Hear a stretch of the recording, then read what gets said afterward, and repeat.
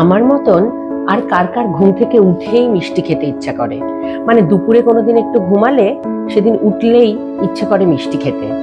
কিন্তু এ তো আর কলকাতায় নই যে দৌড়ে গেলাম পাড়ার মোড়ে 4টে দোকান নিয়ে এলাম মিষ্টি, বা রোজ রোজ মিষ্টি খাওয়াও ঠিক না।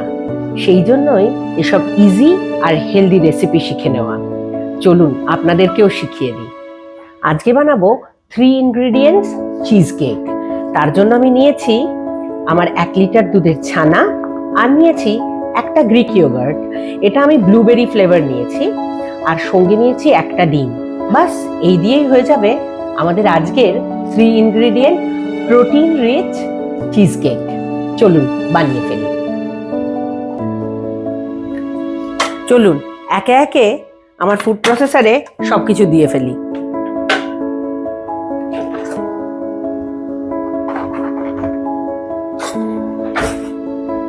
আগে দিয়ে দিলাম আমার ছানাটা,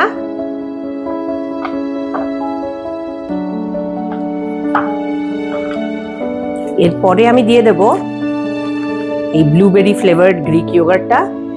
এই গ্রিক ইয়োগার্টটা তো এমনি মিষ্টি হয়, আসলে আরো হেলদি বানাতে গেলে নো ফ্লেভারটা দিলে আরো হেলদি হয়, একটুও সুগার থাকবে না। তবে সেক্ষেত্রে আবার একটু হানি দিতে হয়, একদম মিষ্টি ছাড়া তো মিষ্টি খাওয়া যায় না।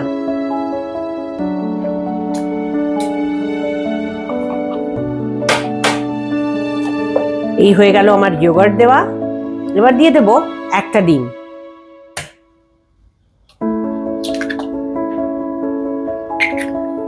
বাস রেডি। ব্লেন্ড করব।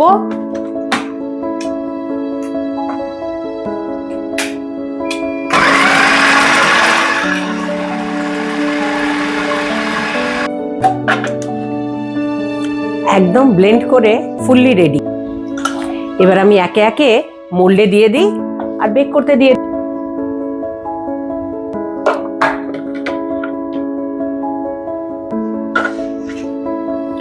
একদম মোল্ডে রেডি হয়ে গেছে। এবার ওভেনে দিয়ে দেব, আর এই 15 মিনিট লাগবে, 180 ডিগ্রিতে 15 মিনিট। ওভেন রেডি করা আছে, প্রিহিট করা আছে। 180 ডিগ্রিতে আমি 15 মিনিটস দেব। তাহলে আমি ওভেনে একে একে এগুলো মোল্ডগুলো দিয়ে দিচ্ছি।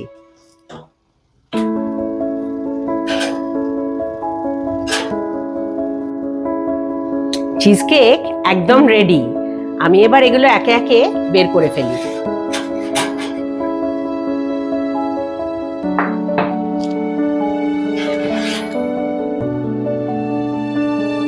চিজ কেক একদম রেডি, আর সঙ্গে আমি নিয়ে নিয়েছি কিছু ব্লুবেরি একটু টপিং দিয়ে দেব, আর বাস টেস্ট করব। বাহ, কেমন হয়েছে দেখতে, কেমন লাগছে? এবার টেস্ট করা যাক। বাহ, দারুণ জমেছে, খুব ভালো লাগলো। আপনারা বানিয়ে ফেলবেন, খুব ইজি আর খুব টেস্টি, আর খুব কম সময়ে তৈরি হয়ে যায়। আর আমায় জানাবেন কেমন হলো, আর সঙ্গে আমাদের চ্যানেলটা লাইক, শেয়ার আর সাবস্ক্রাইব করতে ভুলবেন না কিন্তু। টাটা।